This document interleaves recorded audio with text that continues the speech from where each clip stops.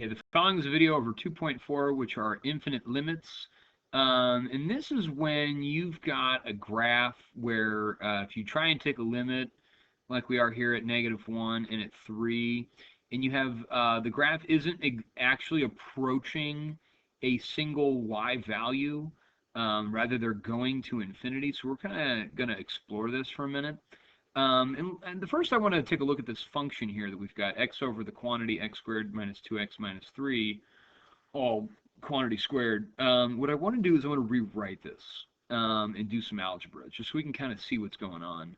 And what I've got is I've got x over, I'm going to factor what's inside of my parentheses here.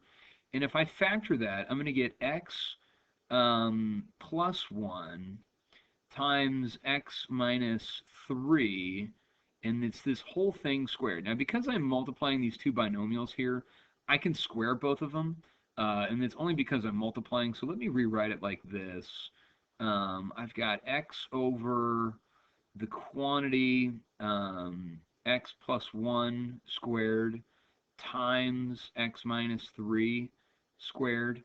And what I notice here is that I have vertical asymptotes at the vertical lines. X is equal to -1 and at x equals -3. Okay, and the interesting thing that I want you guys to see here is that at x equals -1, that is a value that makes this binomial 0. And and this is +3, not -3.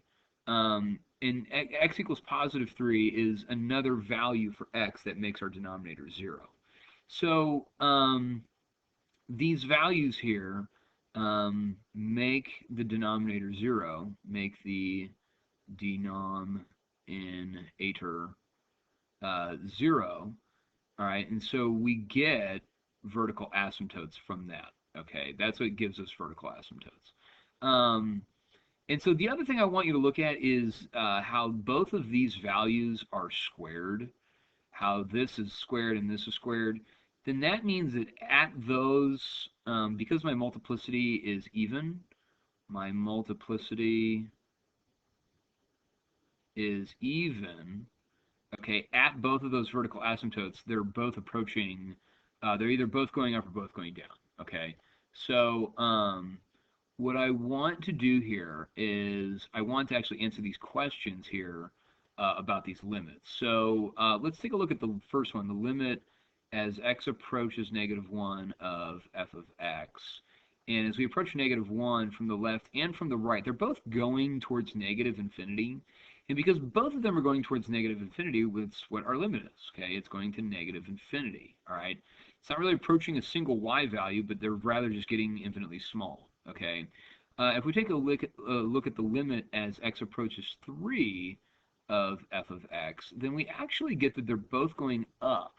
They're both going to positive infinity, okay?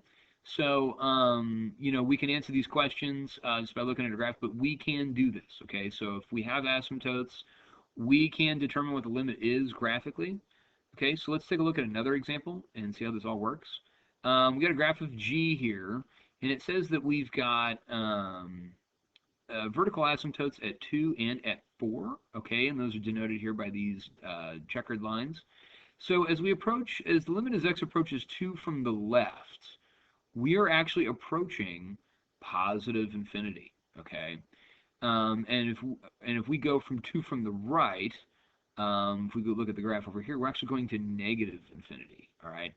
And so since the one-sided limits do not agree, meaning they're not going to the same math party, then you guessed it, folks, the two-sided limit does not exist, okay? If you want to put the exclamation point, you can, if you're making a point that they do not exist, but that's up to you. On part D, let's take a look at that. The limit as x approaches 4 from the left, that one is going to -infinity, okay? And the limit as x approaches 4 from the right, that one's going to -infinity as well. So because my one-sided limits agree, then the two-sided limit is going to be the same thing. It's going to be -infinity, okay? So I hope you're okay with this. This is just an extension of what we were doing before. Let's move on to another one. Now this one, I like these kinds of problems because it forces us to sketch a graph given a certain amount of information. So what I want to do is I want to plot these points first, okay? I've got g of 2 is 1, so I'm going to plot g of 2 is 1. So I'll plot that point there. And then g of 5 is negative 1. So I'm going to count 1, 2, 3, 4, 5, and down 1, okay? And then it says that the limit as x approaches 4 of g of x is equal to negative infinity. Okay, this is a two-sided limit, and we're going to negative infinity. That tells me where I have an asymptote, okay? I have a vertical asymptote. So I'm going to plot that one real quick. So 1, 2, 3, 4. Okay, I've got one there. And then it also looks like I've got one at 7 as well. So I've got 5, 6, and 7. All right, so I've got one there. Okay, so go ahead and draw some sort of dotted line to show that you've got that you've got the asymptotes there. Okay, so all right, so now I've got this. I'm going to start here at the limit as x approaches 4 of g of x, and that means that they're both going down towards negative infinity at 4. So I'm going to draw. Let me make this a little bit better. I struggle with drawing on this thing, so kind of, you know, don't give me too much crap.